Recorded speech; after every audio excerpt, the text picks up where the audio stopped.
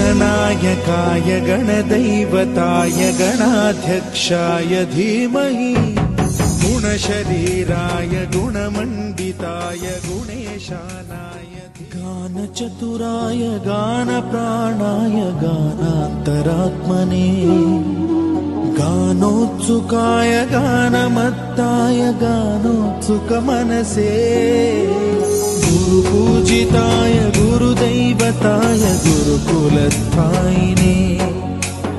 गुरुविक्रमाय गुह्यप्रवराय गुरवे गुणगुरवे गुरुदैत्यकलक्षेत्रे गुरुधर्मसदाराध्याय गुरुपुत्रपरित्रात्रे गुरुपाखण्डखण्डकाय गीतसाराय गीततत्त्वाय गीतगोत्राय धीमहि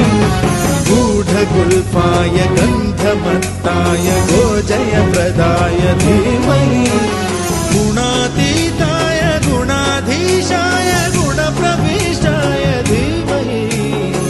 एकदन्ताय वक्रतुण्डाय गौरीतनयाय धीमहि